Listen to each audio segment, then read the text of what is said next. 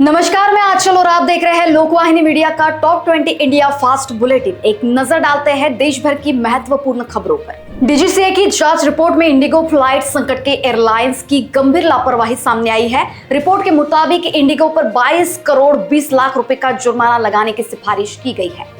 दिल्ली में वायु प्रदूषण खतरनाक स्तर पर पहुंचने के बाद CAQM ने ग्रेप स्टेज 4 लागू कर दिया गया। इसके तहत ट्रकों की एंट्री पर रोक लगा दी गई और स्कूलों को हाइब्रिड मोड में चलाने के निर्देश दिए गए।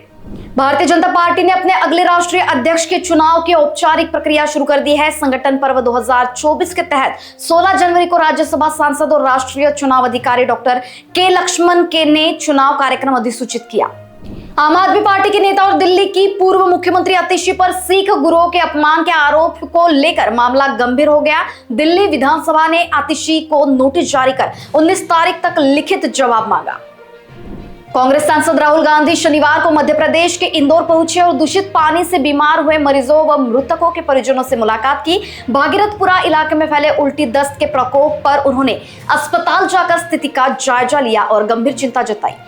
मशहूर क्रिकेटर विराट कोहली और कुलदीप यादव उज्जैन पहुंचकर महाकाल मंदिर में भस्म आरती में शामिल हुए। भारतीय टीम इन दिनों न्यूजीलैंड के साथ वनडे सीरीज खेल रही है, जिसका आखिरी मैच इंदौर में होना है।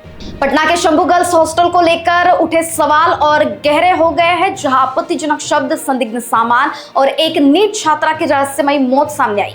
कथित दुष्कर्म के आरोप के बाद यह मामला अब राज्य स्तर पर बड़ी जांच का विषय बना गया है। बिहार के सोनपुर में एक नवविवाहिता की हत्या कर शव घर के बाहर फेंकने का सनसनीखेज मामला सामने आया है, जिसकी घटना सीसीटीवी में कैद हो गई है। परिजनों ने दहेज के लिए गला दबाकर हत्या का आरोप लगाया है। पुलिस ने FIR दर्ज कर जांच शुरू कर दी है। बिहार के मुख्यमंत्री नीतीश कुमार ने सरकारी डॉक्टरों की प्राइवेट प्रैक्टिस पर रोक लगाने का ऐलान किया है। नए नियम के तहत सरकारी अस्पतालों और मेडिकल कॉलेज में तैनात डॉक्टर निजी क्लिनिक नहीं चला सकेंगे। नीति जल्द जारी होगी। बिहार के विराट रामायण मंदिर में आज दुनिया के सबसे बड़े शिवलिंग की स्थापना की जा रही है, जिसकी ऊंचाई और चौड़ाई 33 फीट है। 210 मीट्रिक टन वजनी इस ग्रेनाइट शिवलिंग की स्थापना के दौरान हेलीकॉप्टर से पुष्प वर्षा और पवित्र नदियों के जल से अभिषेक किया जाएगा। गुरुग्राम के DLF फेज 1 में तेज रफ्तार कार के डिवाइडर से टकराने से 30 वर्षीय सिविल इंजीनियर की मौत हो गई, जबकि उसका दोस्त गंभीर रूप से घायल हो गया। देर रात golf course road metro underpass के पास हुए इस हादसे में कार अनियंत्रित बताई जा रही है। पुलिस जांच में जुटी है।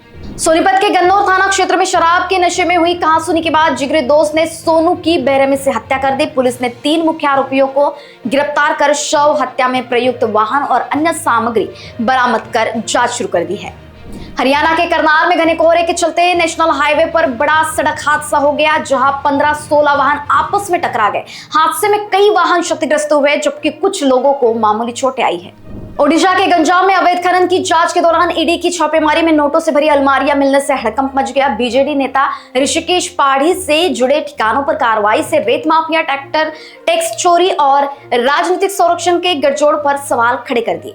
ओडिशा के मलकानगिरी जिले में एक अवैध खदान में मिट्टी और पत्थर धंसने से बड़ा हादसा हो गया। इस हादसे में 2 युवकों की मौत हो गई, जबकि एक गंभीर रूप से घायल है। पुलिस और प्रशासन ने जांच शुरू कर दी है। असदुद्दीन ओवैसी ने उत्तराखंड से जुड़े मामले पर कहा कि किसी इलाके का काम से गैर हिंदुओं को रोकना संविधान के खिलाफ है। उन्होंने उसे छुआछूत जैसी मानसिकता बताते हुए समानता के अधिकार का उल्लंघन करार दिया।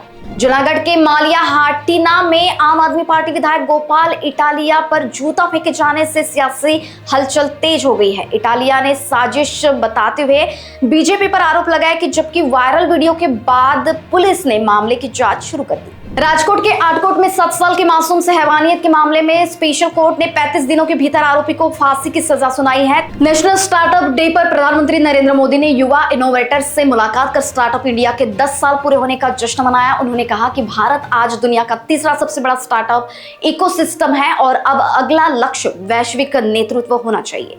और नए साल की पहली रात बल्लारी में हुई हिंसा अब सियासी संघर्ष का रूप लेती नजर आ रही है, जहां बैनर विवाद से शुरू हुई झड़प में एक व्यक्ति की मौत हो गई थी। मामले को लेकर बीजेपी 17 जनवरी को शक्ति प्रदर्शन कर कांग्रेस सरकार पर दबाव बनाने की तैयारी में है। और इसी के साथ अन्य खबरों की अपडेट्स के लिए जुड़े रहिए लोकवाहिनी मीडिया के साथ। नमस्कार।